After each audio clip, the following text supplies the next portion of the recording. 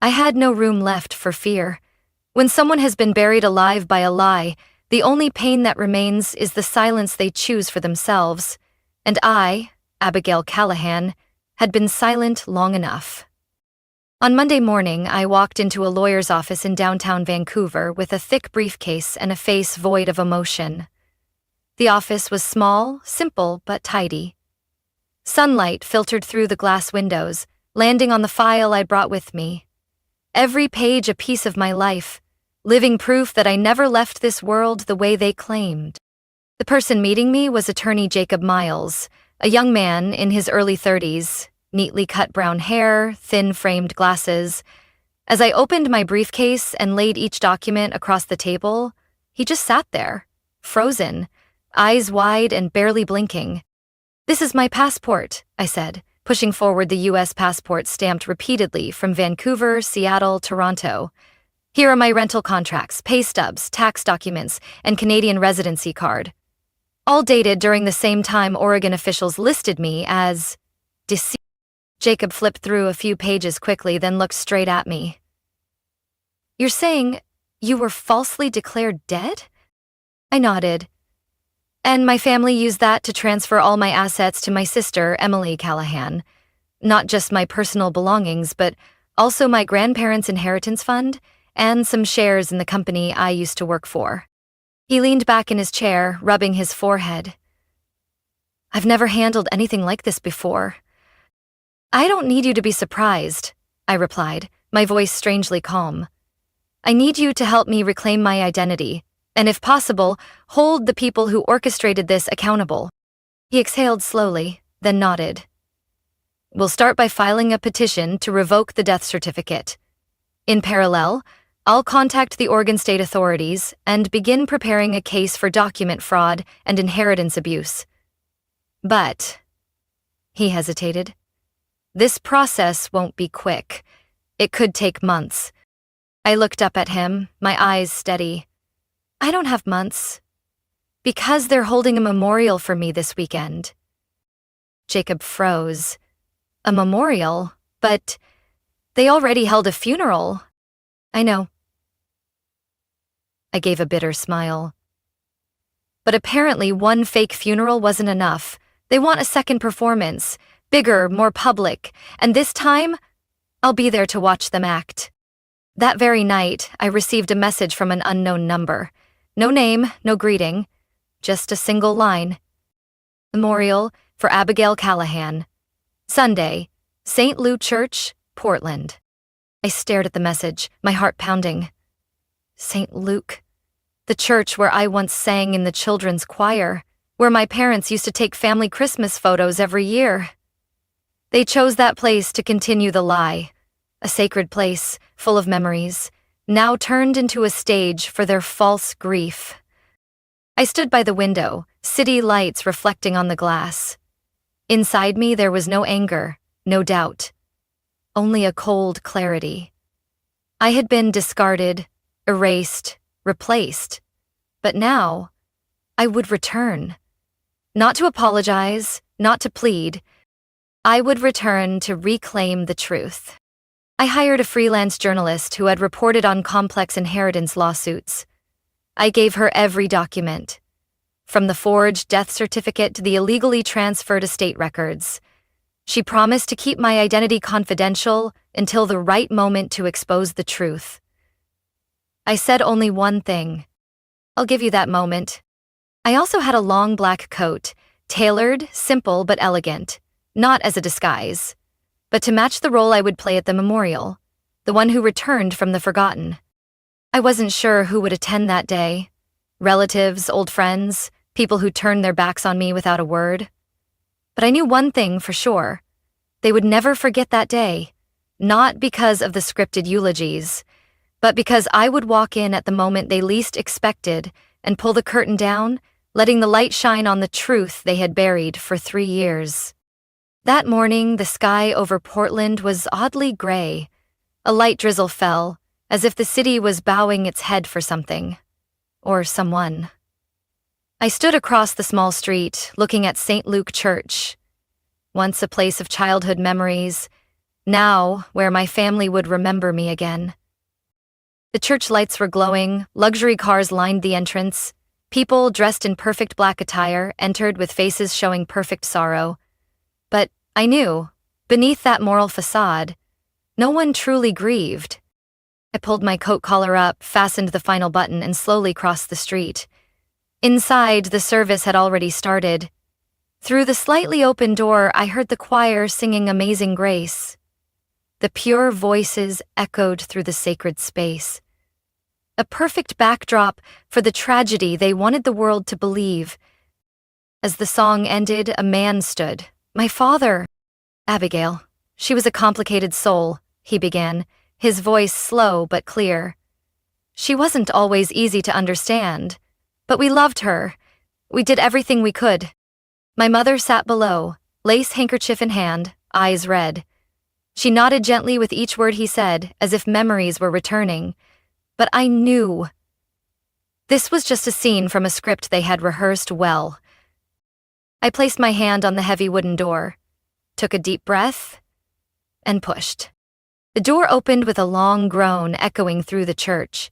Light from outside flooded in like a cold wind, sweeping through the packed pews. Murmurs rippled across the room. Some turned, some stared. Then one voice, choked in disbelief, broke the silence. Oh my God, is that Abigail? I stepped in, each stride slow but firm. The sound of my heels on the stone floor echoed like drum beats in their chests. I didn't look at anyone, didn't need to say anything. My presence alone was the answer to every question they had avoided for the last 3 years. As I reached the center aisle, the whole church fell into dead silence.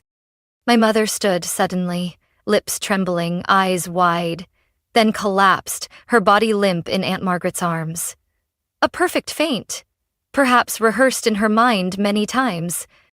My father stood frozen at the pulpit, eyes wide, lips moving but forming no words. The microphone slipped from his hand, landing with a sharp, dry thud on the sound system. And Emily, my sister, stood near the white flower arrangements, clutching a glass of red wine. When our eyes met, I saw it clearly. Fear. Real fear, not an act. Her hand shook so badly the wine spilled on her ivory silk dress. A red stain spread like blood across the fabric. I stepped onto the platform, stood exactly where they had just said goodbye to someone still breathing. I turned, faced the crowd. Faces I never thought I'd see again. I didn't need to shout. I didn't need tears. I only needed the truth. I heard I had died, I began, my voice steady, firm. But as you can see, I'm still here, alive, real, and ready to tell the truth. No one spoke. Some sat frozen. A few phones began to rise, red recording lights blinking under the church's glow. Good. Let the world see. I opened the file I had prepared. This is my passport. These are my Canadian lease documents. These are my tax returns, my employment contracts. These are government documents proving I never died despite the death certificate someone submitted. I glanced down at my father, now sitting silently in the front pew, eyes fixed on the floor. I was falsely declared dead, erased from my family, and when I disappeared, all my assets were transferred to my sister. Inheritance funds, real estate, company shares, everything that once belonged to me. Emily tried to speak, but I raised my hand. Don't. Not now. You had 3 years to speak. I looked around the church, meeting every eye, friends, relatives, people who once claimed to care. They lowered their heads, unable to face me. This isn't a memorial, I said, my voice deepening. This is a performance. But unfortunately for you, today, the audience has woken up, and the curtain is about to fall. I closed the folder. My chest felt lighter. I didn't need to say more. I had come back, not just in body, but with a truth no one could deny. I stood in the heart of St. Luke's Church, file in hand, my gaze cutting through the room like a blade. No more hymns, no more fake sniffles. Only the suffocating silence of people dragged out of a dream they thought they controlled. I held up the documents, my voice sharp and deliberate, each word sinking deep into every soul in the room. There was no car accident in Spain, no highway collision, no brain trauma, and certainly no death of Abigail Callahan. I haven't left North America in 3 years. Everything you've just heard is a lie. Gasps echoed from the back rows. I saw a young woman raise her phone, her camera light blinking. Then another, and another. The truth was being recorded, and this time, they couldn't erase it. I turned, pointing straight at my father, who still kept his head bowed. You signed the fake death certificate. You submitted it to the state of Oregon to legalize a death that never happened, all part of a plan. To erase me. To erase a daughter who dared to speak the truth about the failures inside this family. My mother, now recovered from her staged collapse, gripped Aunt Margaret's hand tightly. Her face pale, her eyes wild as she looked at me like I was a ghost. And you? I said, looking straight into my mother's eyes, my tone firm but calm. You stayed silent. You knew the truth. You knew I did nothing wrong. But you let me take the fall and kept feeding the lie to protect Emily. I turned to Emily, my sister who once held my hand walking to school, who used to sleep beside me on Christmas Eve. Now, standing like a statue, fists clutching the stained hem of her dress, her flawless makeup beginning to smudge with sweat and tears. You took money from the company, nearly $60,000. I knew. Our parents knew. But instead of owning up, you blamed me, and they chose to erase me, like I never existed. No one responded. No one dared. I took a deep breath, opened the second folder. Inside were copies of the death certificate, asset transfers, government-issued identity verifications from Canada, bank statements, all neatly arranged, stamped, signed. Not speculation, evidence. I'll be submitting these to federal court and the Multnomah County Prosecutor's Office, I continued. Forgery. Financial fraud. Exploiting a dead person to seize assets. And if you're lucky, Emily, maybe you'll get to keep a few pairs of shoes before selling everything to pay it back. Gasps erupted behind me. Aunt Margaret whispered, This can't be real. I turned and looked directly at her. It's real, more than anything that's ever happened in this church. At that moment, a man stood up. My Uncle Frank, my father's younger brother. He stepped forward, staring at me in shock. Abigail, we truly... No one called to check on me. I cut him off. No one texted, no one emailed. One message. One. But instead, you all stayed silent. And that silence makes you complicit. I placed the final folder on the pulpit, gave a small nod. This is everything I need. The rest, I leave to the law. I stepped down the stairs, walking the center aisle. Every eye followed me. Some stunned, some averted, some still recording, following every step like a real-life documentary. When I pushed the church doors open, the afternoon light hit my face. I didn't look back. I didn't need to, because behind me, the curtain of lies had fallen. And I knew, from that moment forward, they could never put the play back together. The last light of the afternoon poured down the steps of St. Luke's Church as I walked outside. The breeze carried the scent of fresh grass and the musty wood from the old saint statue by the yard, but I felt nothing except the relief spreading through me. Light as if a stone had been lifted from my chest after 3 crushing years. Behind me, the church door hadn't yet closed. I heard the shuffle of feet, chaotic whispers, and someone crying. Maybe my mother, maybe Emily. But for the first time in years, I didn't look back. I didn't need to know what they thought, didn't need to hear whatever story they'd invent to justify what they'd done. What needed to be said, I'd said.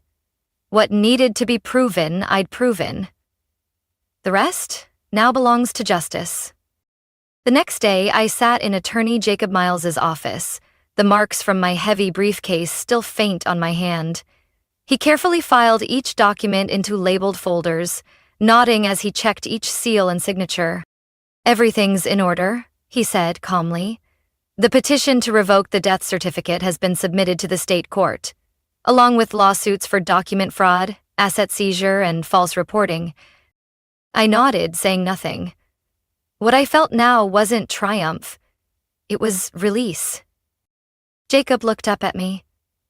"You know, not many people have the courage to face down their whole family, especially after what they've done." I smiled slightly. I didn't come back to be a hero. I just didn't want to be buried under something that wasn't true. 2 weeks later, I received a notice from the Oregon Department of Vital Records. The death status had been revoked, my identity fully reinstated. A simple name, Abigail Elise Callahan, was finally back in its rightful place in the system, no longer stamped deceased. The news spread faster than I expected. The church video was shared on social media, clipped into segments, going viral under the title, "The Woman Who Walked into Her Own Memorial and Exposed a Family Secret." Over 1 million views in just 3 days. People reached out to me, some with admiration, others with doubt, some reporters requesting exclusive interviews. I declined them all. I didn't want fame. I just wanted peace. The official investigation launched at the beginning of the next month. The Multnomah County Prosecutor's Office summoned my father, my mother, and Emily for questioning. Bank accounts were frozen, property transfers reviewed. What they once thought would stay hidden forever was now in the hands of the law. I didn't attend the first hearing. My lawyer said I had the right to, but I was too tired of the stares. The justifications, the cycle of false morality. Instead, I returned to Vancouver, the city that saved me when the world turned its back. I walked into the bookstore where I used to work and hugged the owner, Mrs. Ruth, the woman who once kept my first handwritten job application. "You came back," she whispered, eyes glistening. "No, I never left," I replied. "I rented a new apartment, smaller, quieter, with a balcony facing the river. Each morning I made coffee, watched the sunlight glimmer on the water, listened to soft classical music. No more nightmares, no more dreams of being chased by the past." I didn't return to forgive. I didn't need their late apologies, because forgiveness is a gift, and none of them deserved it. I came back to reclaim my right to exist. And for the first time in years, I felt truly alive. My story isn't just about reclaiming an identity. It's a reminder that truth always matters, even when buried the deepest. In a world where someone can be erased with a lie, the most important thing is not to let yourself disappear from your own life. I didn't return for revenge or approval. I came back to prove that my existence is real, and I deserve to live it, on my own terms. What do you think about Abigail's story and the choices she made? Share your thoughts in the comments below. Don't forget to follow the channel for more emotional and unexpected family stories. I was just about to make coffee when my phone buzzed. The screen lit up with a name I hadn't seen in ages, Mrs. Helen Dorsey, our former neighbor from Oregon. My heart skipped a beat. Just seeing that name was enough to bring back a flood of memories I thought were long buried, crashing in like waves against a cliff. No greeting, no context, just a short message with a video attached. "Abigail, I truly can't believe what I saw today. My deepest condolences." I tapped the video, my palms already starting to sweat, though the coffee remained unmade. The frame opened to St. Mary's Church, the same one I used to visit every Christmas as a child. Every candle, every stained glass window looked exactly as I remembered. But the atmosphere was different. Somber. Reverent. Chilling. The camera slowly moved toward the altar. My parents were standing there. My mother wore a black lace dress, her old pearl necklace around her neck, a white handkerchief dabbing gently at her eye. Beside her, my father quietly read from a piece of paper, his voice trembling but clear. And behind them was a casket. Next to it stood a large photo of me, surrounded by white wreaths, I froze. Abigail was always a troubled girl, my father said, his voice echoing from the phone as if it had exploded in my head. But we always loved her, we did everything we could. I sat straight up, hands shaking so badly I nearly dropped the phone. My vision blurred, not from tears but from disbelief. I rewound the video. This wasn't a dream. It wasn't staged. Their faces were painfully real. But their eyes showed no grief. Not a single real tear fell. My mother added, "It's such a shame Abigail left this world so soon. We only hope she's found peace." I was alive, breathing, still paying rent every month, working at a small bookstore in Seattle. And yet, they held a funeral for me? I stared at the video, a chill crawling up my spine. This couldn't be a mistake.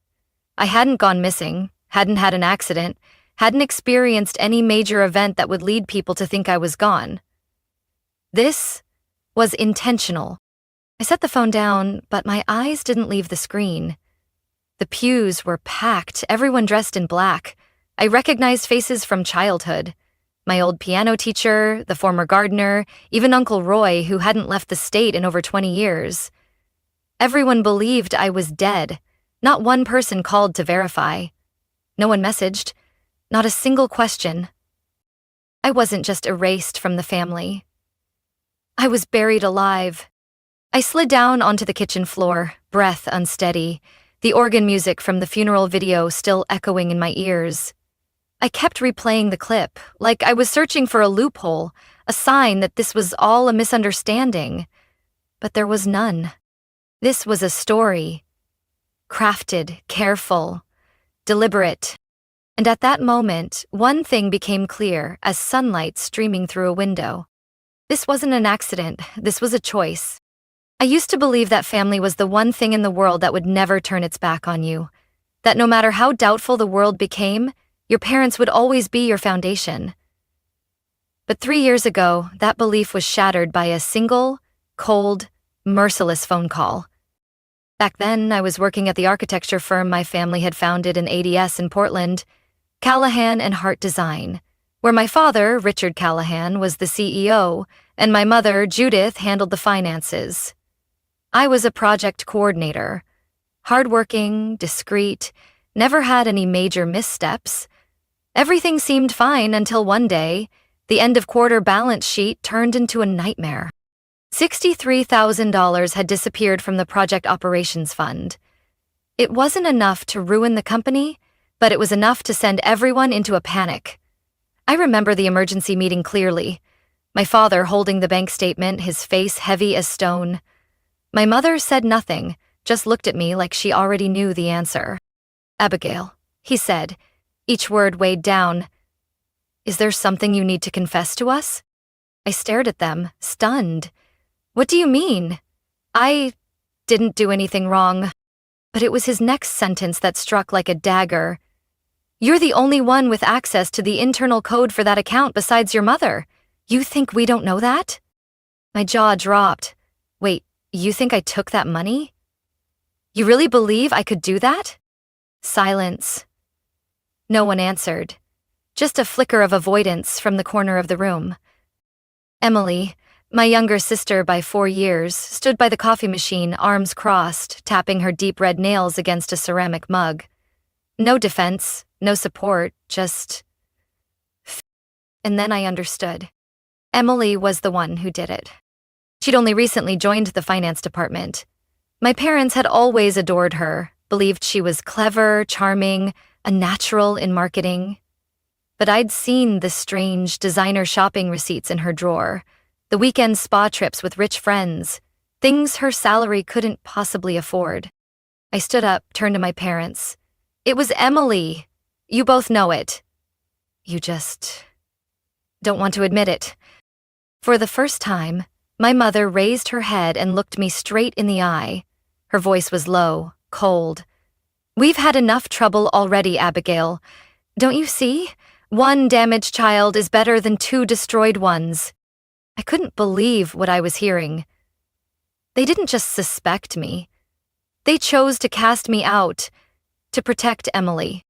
The next morning, I came back to my apartment and found my bank account frozen, my company email locked, voicemail full of messages demanding answers for embezzlement allegations, no official statement, no chance to explain, just gone.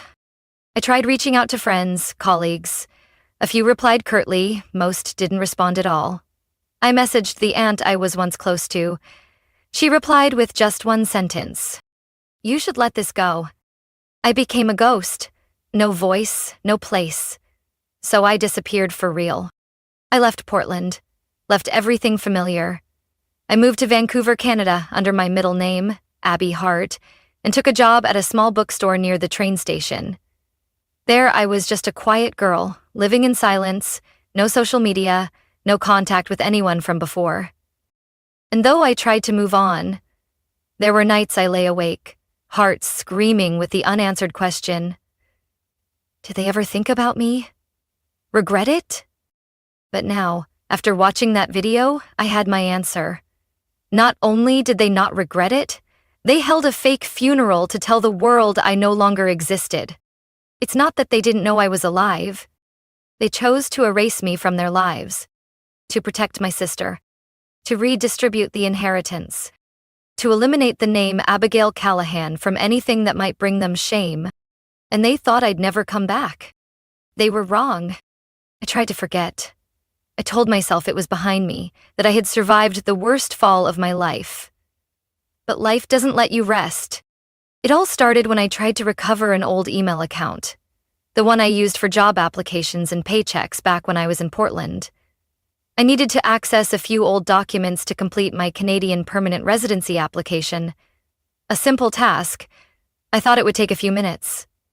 I typed in my username, entered the password, but the system threw an error. Account disabled. The account holder is deceased. I blinked. Read the message again? No way. I tried again. Tried to recover it using my old phone number. Useless. The email had been permanently deleted due to an official death report from local authorities. I sat frozen in front of the screen, my heart pounding. Maybe it was a mistake? A technical error? I opened the Oregon Department of Vital Records website, typed my name into the search bar. Abigail Elise Callahan. Born April 5, 1994, Portland. A record popped up almost instantly. Name, Abigail Elise Callahan. Date of death, August 17th, 2020. The cause?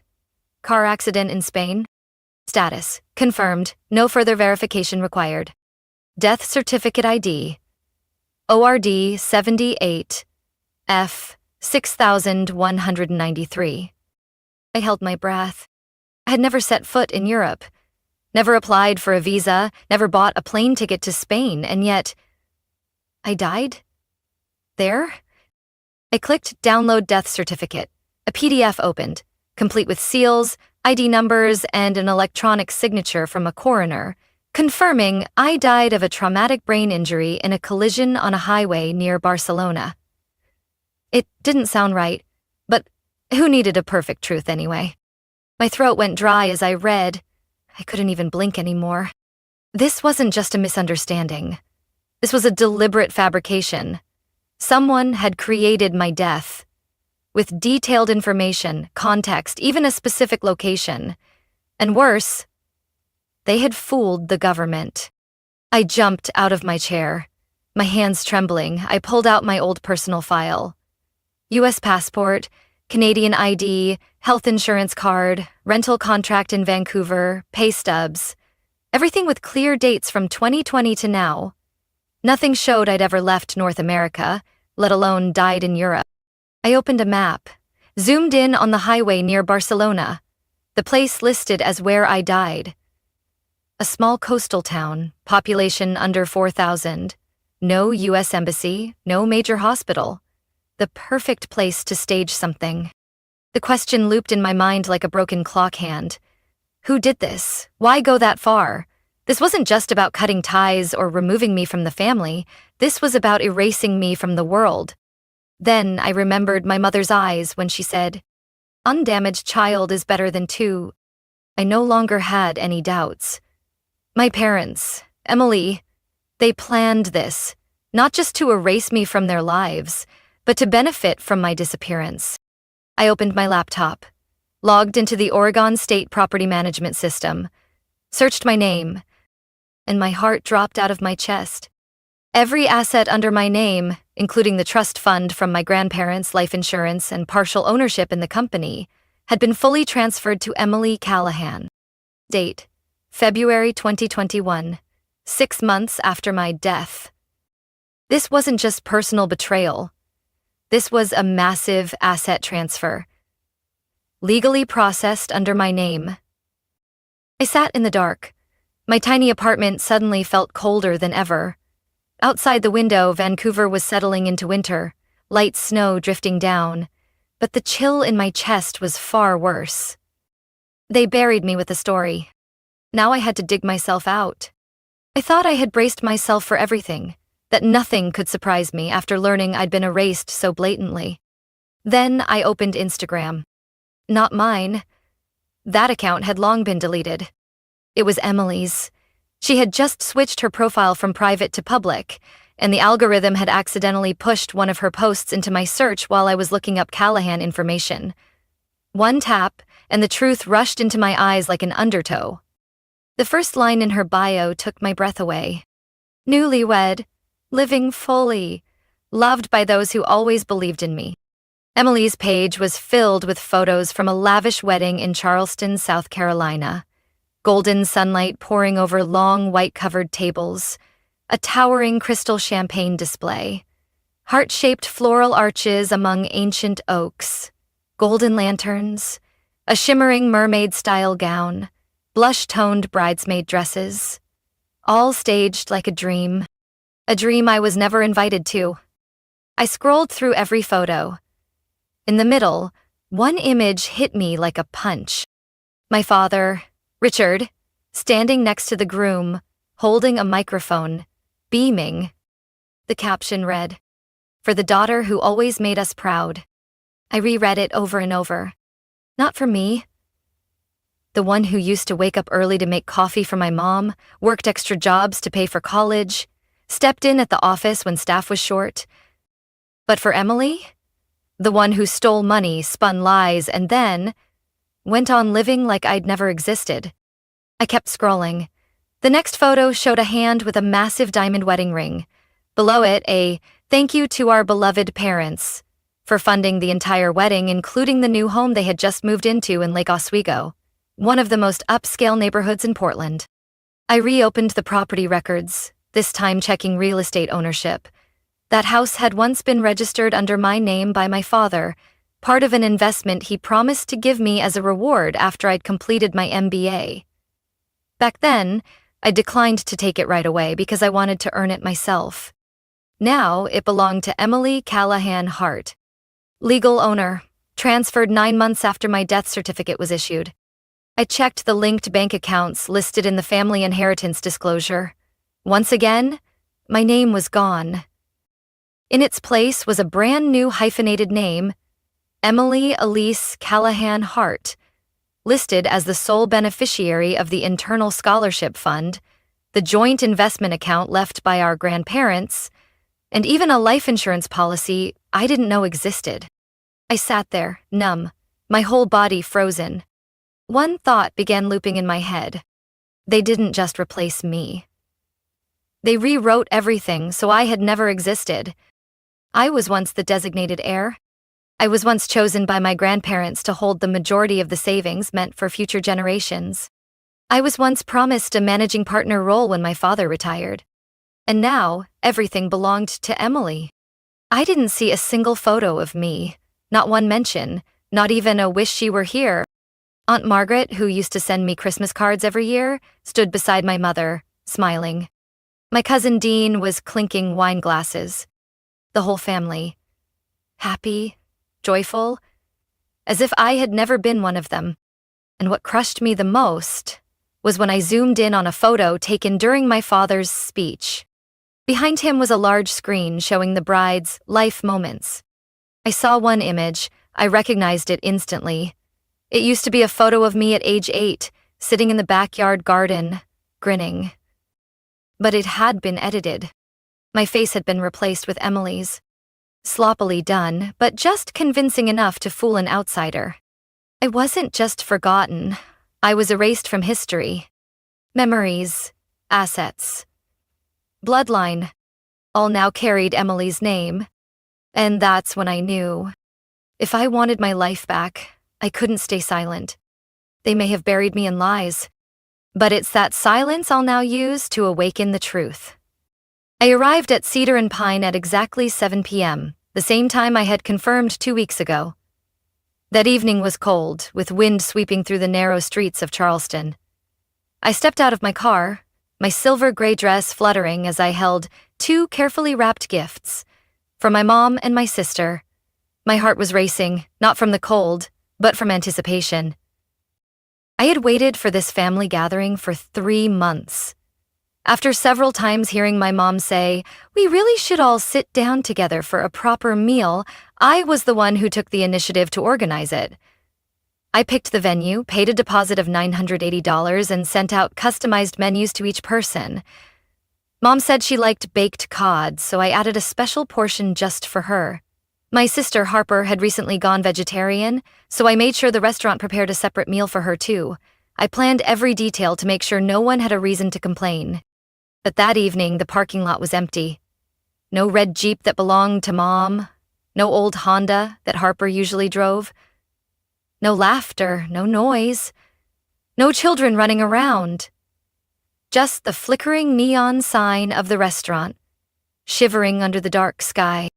Still, I walked in, holding on to a faint hope that maybe everyone was already inside, waiting in the private room. "Excuse me, I'm Lucy Carter," I told the hostess, my voice slightly trembling. "I reserved a private dining room for my family under the name Carter at 7 p.m. She looked up, paused, then quickly scanned the list on her screen.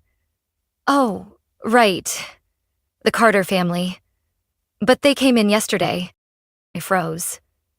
"Yesterday?" "Yes," she said, surprised by my reaction. "Friday, 6:30. There were 14 people, there was a cake. One woman brought name cards for each person.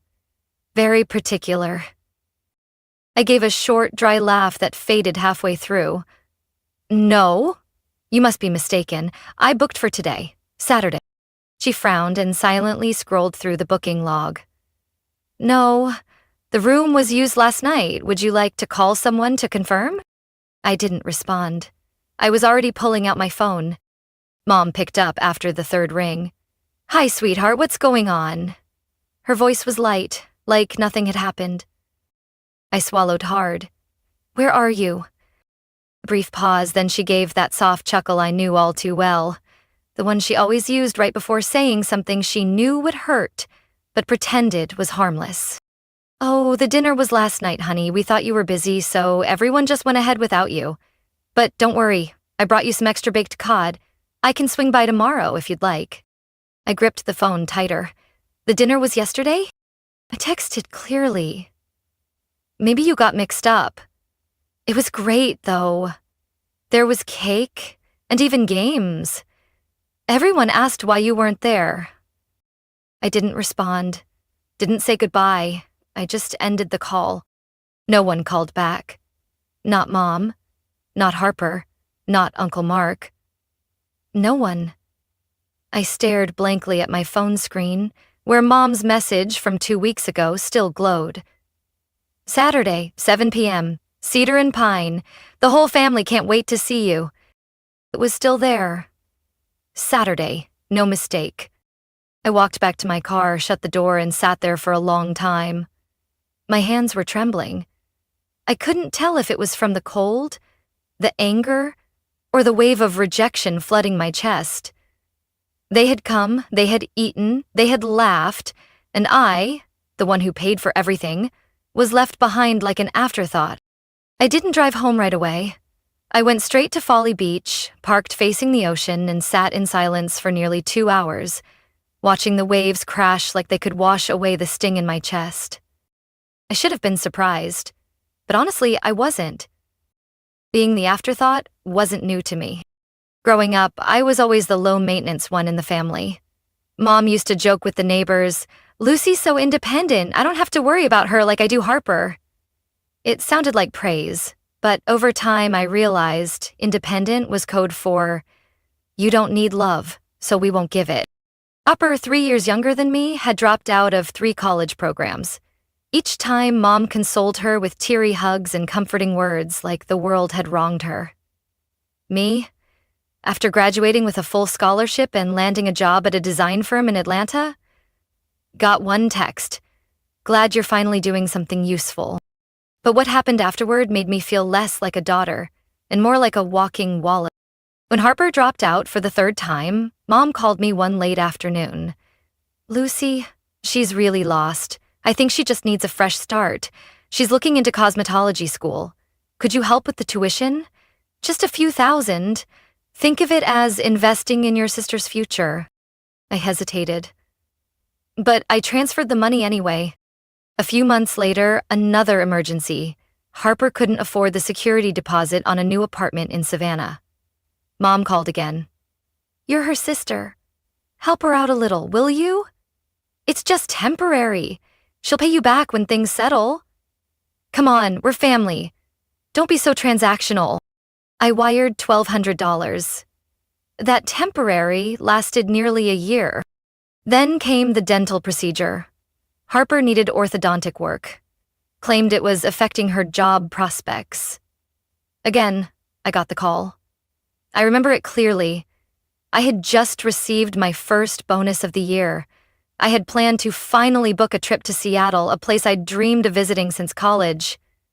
That ticket was never bought. Instead, Harper got her new smile, and I got a dry "thank you" text. "Thanks, sis." Over time, I noticed something. Every time they called, it had something to do with money. Once, I tried to speak up. Harper called around midnight. Her boyfriend had dumped her, she had nowhere to go. I was in the middle of a high-stress project in New York, running on almost no sleep. I texted back, "Maybe try to figure it out on your own this time." Not even 30 minutes later, Mom called, her voice sharp with disappointment. "Lucy, what kind of sister are you? Family means love, not keeping score." I sat frozen in front of my glowing laptop screen, wondering when anyone would realize I wasn't a built-in ATM with a family name. I remember one Mother's Day, I spent all my savings to throw a surprise party.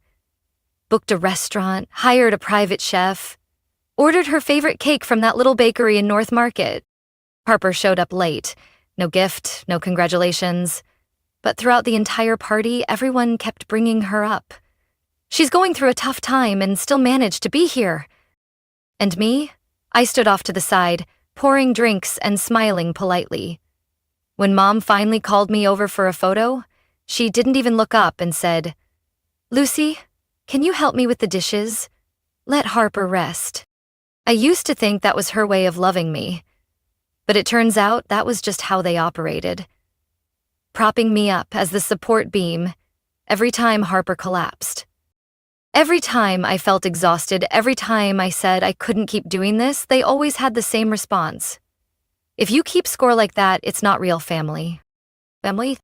If being family means I always have to sacrifice unconditionally, then it's just a sweet-sounding noose tightening around my breath. I didn't realize that until the night at Cedar and Pine. They didn't forget me by accident. They deliberately excluded me from the dinner I paid for. And when I called to ask, they acted like I was the problem. I used to be the one who put up with it all. But that night, I started learning how to stand up. 3 weeks after that night at Cedar and Pine, I went back to Mom's house in Lexington for the weekend. Harper was having another episode. This time, she had just broken up with her boyfriend and claimed she was emotionally falling apart. Mom called late one evening, her voice cracking over the phone. "Lucy, can you come home for a night? She hasn't eaten anything. I think only you can help her feel better." I wanted to say no, but I caved. That old guilt, do something to keep the family whole, still lingered in me like an inherited instinct. I drove down, bringing a few of Harper's favorite snacks. She was sprawled across the couch, curled in a blanket as usual. She didn't greet me. didn't look at me, just glanced at her phone. Mom was busy making soup in the kitchen, occasionally calling out, "How is she? Is she feeling any better, Lucy?" That night, I stayed in my old room. Everything was still the same. The faded floral bed sheets, a few old notebooks I'd left behind from college. I was worn out, but couldn't sleep. The night lamp cast a dim yellow glow across the gray-painted wall. Around 2 a.m., I got thirsty. I tiptoed down the hall, just planning to grab a glass of water and head back up. But as I reached the end of the hallway, I heard soft laughter from the living room. I froze. Then came Mom's voice, quiet but unmistakable. She came running back the moment you said something. Still easy to control, just like always. I stood there, completely still. For a second, I convinced myself I'd misheard. Then Harper snorted, her voice dripping with mockery. And she lives alone, so she clings to the family to fill the void. Say something harsh, and she's back in seconds. Mom sighed. I just feel bad. All these years, and she's still alone. She buries herself in work, never softens up. No wonder she's still single. Women who live like that, they get cold, honey. Harper laughed louder this time. I used to think if she disappeared, no one would notice until 3 months later. I don't remember how long I stood there. I just remember the chill of the hardwood floor creeping up through my bones. I turned away, silent, slow, careful not to make a sound. I didn't want them to know I'd heard. Back in my room, I sat motionless on the edge of the bed. The lamp's yellow light fell on my face like bitter residue. They weren't talking to strangers. They were talking about me. To each other. Clearly, without hesitation. Without shame. The next morning, Mom made pancakes like nothing happened. Harper showed up with light makeup and her hair loosely curled, looking refreshed. Mom set the plate on the table. Lucy, have something to eat, sweetheart. It's cold out. I made your favorite. I sat down without looking at either of them. I ate slowly. Each bite felt like swallowing something I didn't want to admit. Harper chatted casually about a new store opening downtown, where she was thinking of applying for a job. I said nothing. After breakfast, I did the dishes. They both disappeared upstairs. When I'd finished, I dried my hands and stood in front of the small mirror near the sink, staring straight into my own eyes. And I knew. This wasn't the first time they had spoken about me behind my back. 3 days after that weekend in Lexington, I sent a message in the family group chat on Messenger. It's Friday, 7 p.m. Can everyone come to my place? I have something I need to say. It's serious. No one responded right away. The next morning, Mom reacted with a thumbs-up emoji. Harper read the message but didn't reply. My uncle, the one who only called when he needed to borrow money, sent a smiley face emoji. Not a single person asked, "What's going on, Lucy?" I spent all of Thursday preparing. On the dining table, I laid out 3 brown envelopes. Inside each one was a detailed record of everything I had spent on each of them over the past 6 years. Photocopies of receipts, bank transfers, confirmation texts, and screenshots of Harper promising to pay me back and never following through. I even printed a summary report, complete, organized, nothing left out. The total? Over $27,000. That evening, by 10 minutes to 7, I had coffee brewed and the living room chairs rearranged. At 7:10, Mom arrived. With Harper and Dad. Harper wore a gray hoodie, her curly hair loose around her shoulders, no makeup. Dad looked relaxed, like he was attending a casual church meeting. And Mom? She smiled like nothing had happened. Your place is always so tidy, she said, setting her purse on a chair. I didn't respond. I simply gestured for them to sit. Once all 3 were settled, I sat across from them and placed the envelopes on the table. This is a summary of everything I've paid for each of you over the past 6 years, I said calmly. Along with the invoice for the cedar and pine dinner. Mom blinked. Harper let out a scoffing laugh. You made itemized expense reports? Wow, impressive. I nodded.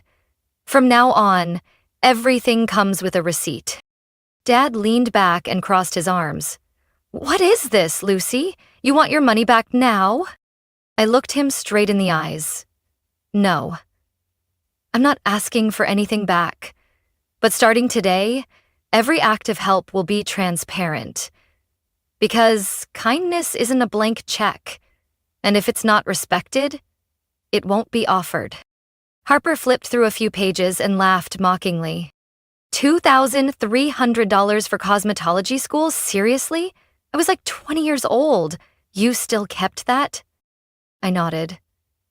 Yes, because you promised to pay it back, and Mom said it was just an advance. Mom hesitated. Lucy, you're being too sensitive. We helped each other out of love. No one forced you. I clenched my fingers slightly. Love doesn't mean draining someone until they're empty. I opened the summary folder. I'm not bringing this up to collect a debt. I just need everyone to understand. My silence all these years wasn't acceptance. It was exhaustion. Dad sighed. Sounds like you've been reading too many therapy books. I didn't react. Instead, I pulled out a small notebook and flipped to the last page. It was where I had written down everything I'd wanted to say, but never had the chance to. I read each line, my voice steady. No one congratulated me when I got my first job. I skipped my one vacation to cover Harper's tuition. I was called cold behind my back because I didn't have a boyfriend. I was excluded from a dinner I paid for. I looked up, letting my gaze fall slowly on all three of them. My voice wasn't loud, but it cut like glass. For years, I kept quiet, thinking it would keep the peace. But all it did was teach you how easy I was to overlook. Harper leaned back, arms crossed, smirking. You talk like the whole world's out to get you. I looked her straight in the eye, took one deep breath. It's not the whole world, just the three people in this room. I paused. Then, each word landed sharp and deliberate. I'm not the victim. I'm just the only one who's been carrying everything, without anyone ever asking if I was okay. And starting today, that ends. I had planned to stop after that conversation, but something happened that made me realize setting boundaries wasn't enough. 3 days later, I got a call from the bank that stopped me cold. We're calling to verify a suspicious transaction on a credit card recently opened in your name. It was just used to purchase a tablet for $1,150 at a store in Savannah. I froze. I'm sorry, I haven't opened any new credit cards. The agent paused.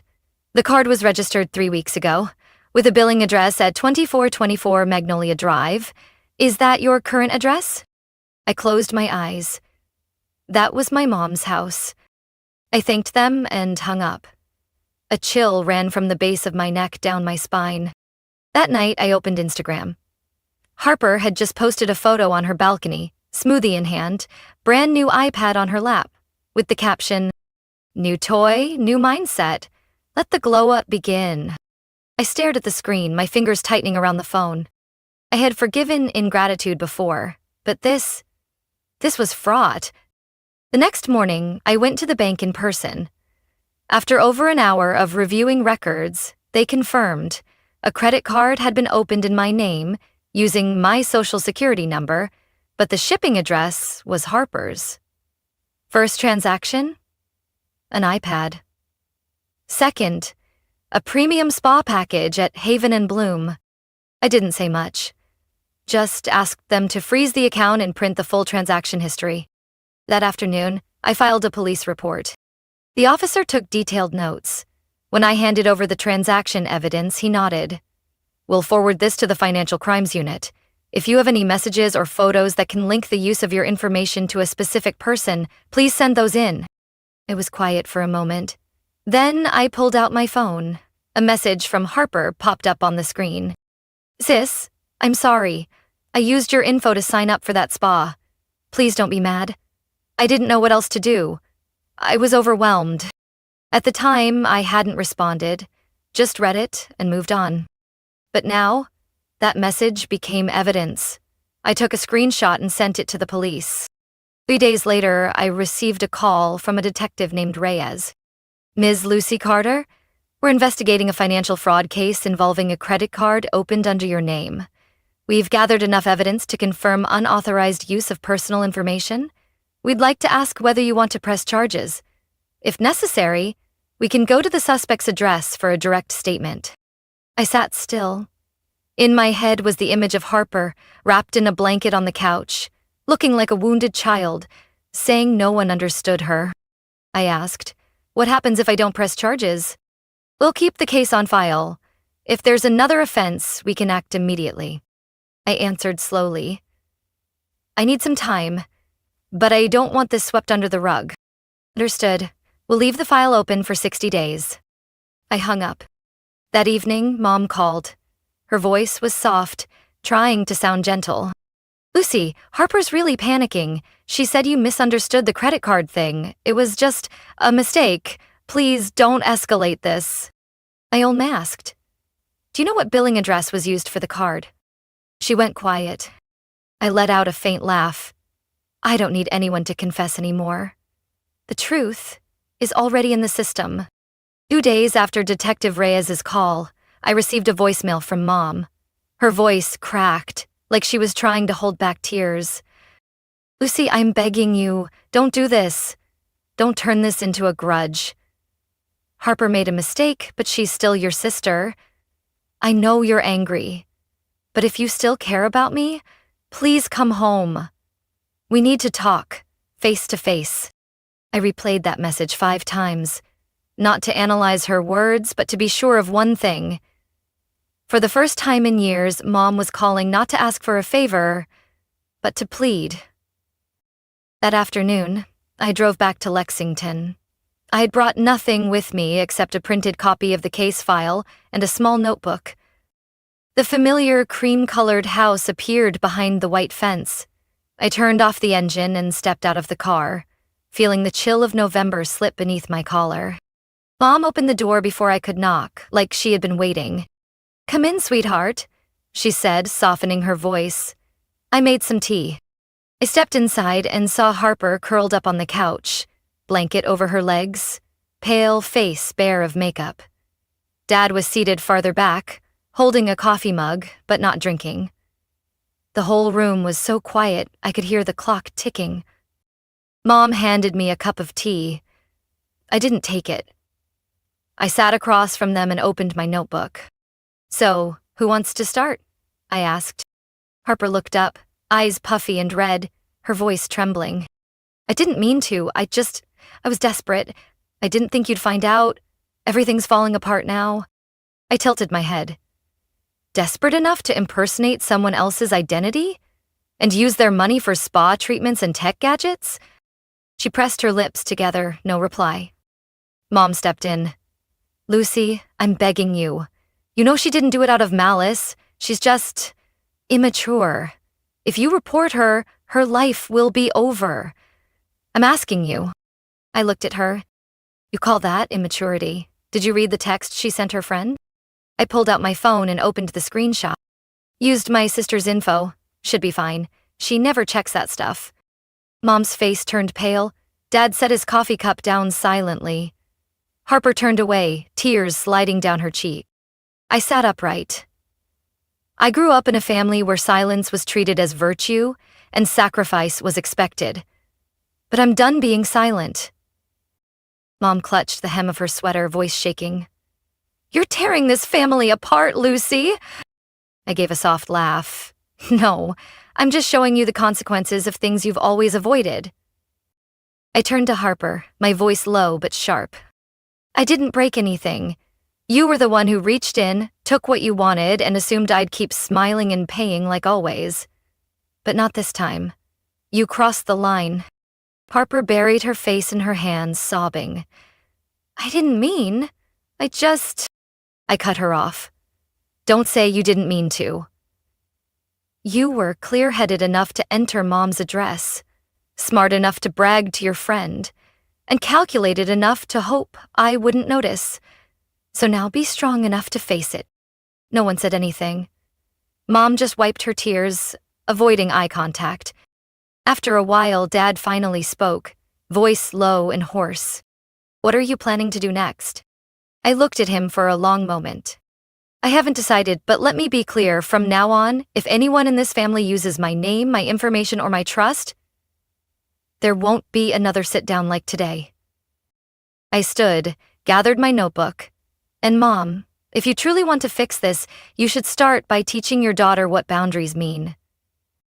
I left that night just as the sky turned dark, a light drizzle brushing against the windshield. Mom didn't walk me out. Harper didn't look up. Dad didn't say a word. I drove straight back to my apartment in Charleston. No music, no GPS, just silence guiding the way. The next morning, I woke up early, brewed a strong cup of coffee, opened my laptop, and booked a one-way flight to Asheville, North Carolina. A place no one in my family had ever thought about, let alone cared enough to find. I left my old job after completing the handover. My manager asked, "Moving because of family?"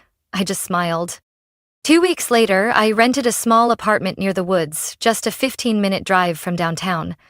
The place was old but clean. The wooden floors still carried the scent of cold air. The landlord was an elderly woman named Nancy, the first person in years who asked me, "Are you really okay?" without following it up with a request or an invoice. I didn't buy expensive furniture, just a few essentials, a soft couch, a wooden bookshelf, a desk by the window overlooking a misty valley. In the mornings, I brewed coffee. In the afternoons, I read. At night, I cooked simple meals. For myself. There were no texts from Mom asking to borrow money. No midnight calls from Harper needing help with the power bill. And no one was draining me anymore. I started freelancing, doing brand design for a few small businesses in the mountains. The clients paid on time, respected boundaries, and not a single one called me cold, just because I knew how to take care of myself. One early morning, while watering the plants by my window, the doorbell rang. It was the mail carrier. He handed me a yellow envelope, no return address. Blue ink, surprisingly neat handwriting. Inside was a handwritten note and a check for $400 with a note at the bottom. My share of the cedar and pine dinner. I recognized the handwriting instantly. Ryan. My younger cousin, the quiet one at family gatherings. He had been there that night, said nothing, didn't laugh with the others, just listened. The note only had a few lines. "Lucy, I know things went too far. I saw it all, but I stayed quiet. Because I was scared. It was wrong not to stand with you sooner. This is the least I can do right now. It's not about money. It's about what's right. Thank you for doing what most people in our family never had the courage to." When I finished reading, I leaned back in my chair, gripping the letter while my eyes lingered on that final sentence.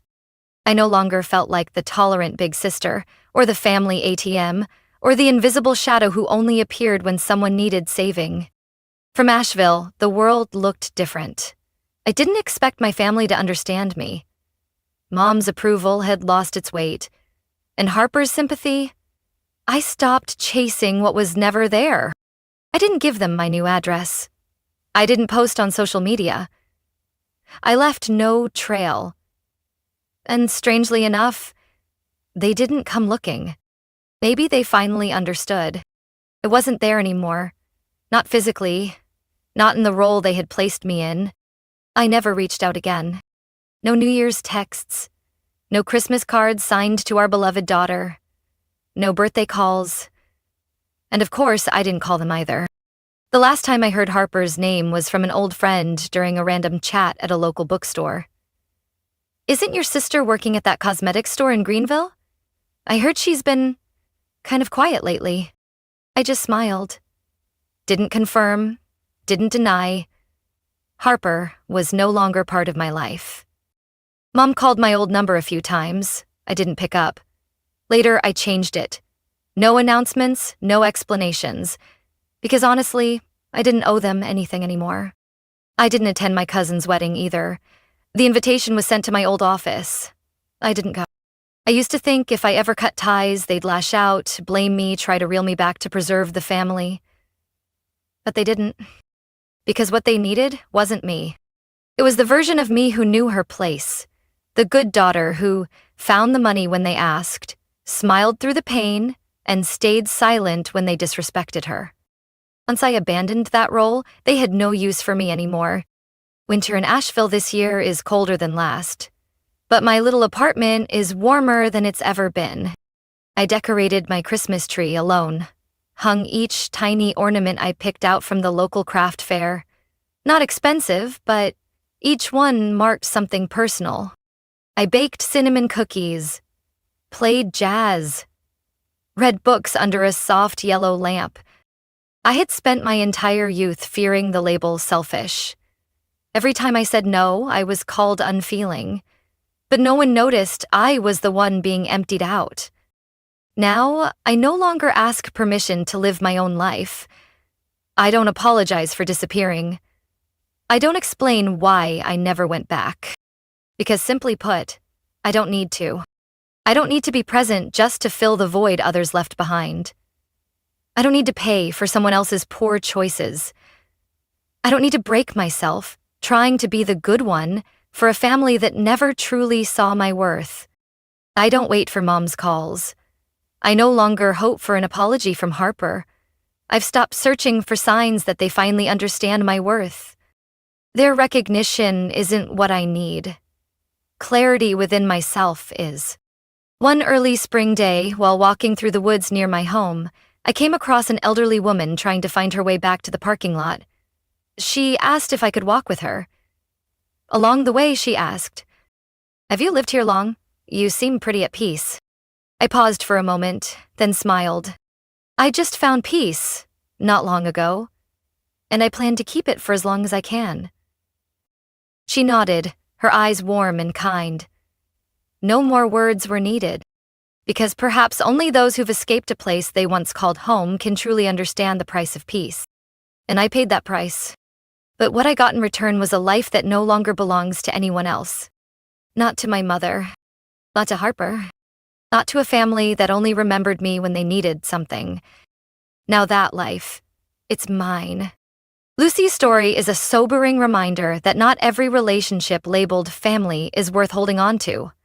Some ties exist only to exploit, not to love. Choosing to walk away isn't cruelty, it's courage. The courage to choose yourself, to live a life no longer ruled by guilt or misplaced duty. In reality, peace often begins with one firm decision, letting go of those who only see you as a given. What do you think about Lucy's journey? Would you have the strength to do the same to protect yourself? Share your thoughts below, and don't forget to follow the channel for more stories about family, loyalty, and the choices that shape us.